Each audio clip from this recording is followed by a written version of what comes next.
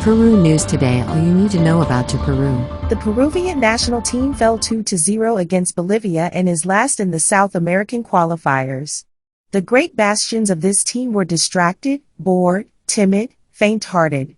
Whatever adjective you want to give it, against a team that has nothing and that showed nothing, but that did just enough to keep the 3 points in the Hernando Siles. And with this, the phrase that Peru is a raiser of the dead resonates again as in the disastrous 2010 qualifying round, when we finished last with 13 units. Only one is saved from criticism. Piero Quispe, Pirito, as the national team coach called him, put the team on his shoulders in many parts of the game and showed that he is ready to start whatever scheme Juan Reynoso invents.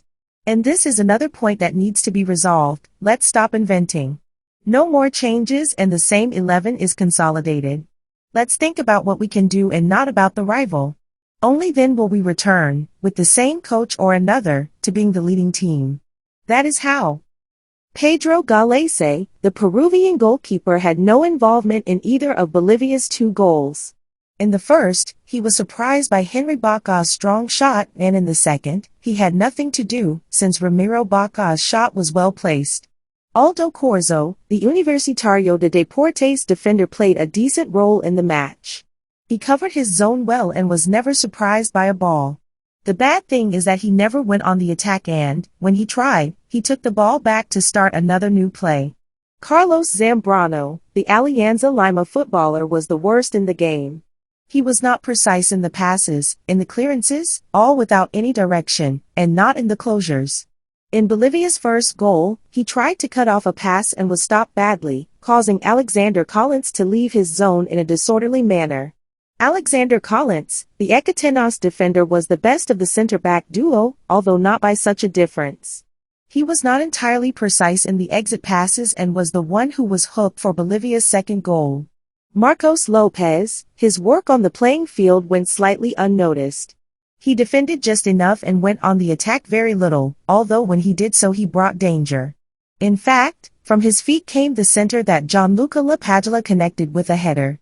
Renato Tapia, the Celta de Vigo midfielder, had an opaque game. He never dared to give a filtered pass and only played for the sides. In several Bolivian counterattack plays he was seen walking. In fact, in Valverde's second goal he is seen looking at the play and without making any effort to close a possible shot.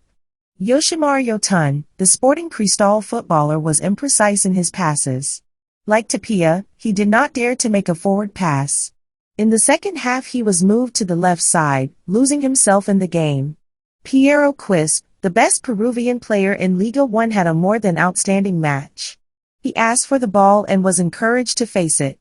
Furthermore, he gave good passes, but his teammates did not take advantage of the chances he created. João Grimaldo, the winger, was, at times, individualistic. In addition, he did not face like in the local tournament. In the second half he became a little more excited, but his plays did not generate danger. Franco Zainalato, the Alianza Lima player, tried to join forces with Marcos Lopez, but his moves had no effect. He had a better job in the defensive aspect, where he covered his zone well and supported the midfielders. Gianluca Lapadula, the Cagliari striker, did not have the best game of his. He never found space to make a diagonal, and in the only one he had left, he did not take advantage of the opportunity. Paulo Guerrero, the captain of the Peruvian national team, entered the match well. He got together with Piero Quispe and the wingers. He came close to scoring the equalizer, but his shot was blocked by the Bolivian defense. Brian Reina, the Alianza winger, entered the playing field well. He faced and always passed his markers. However, he made a mistake in the final touch. When he had to shoot, he passed, and vice versa. Luis Advincula, the defender, who entered as a winger, generated only one dangerous action through a left-footed shot. Afterwards, they did not look for it because the attack was supported by the left sector.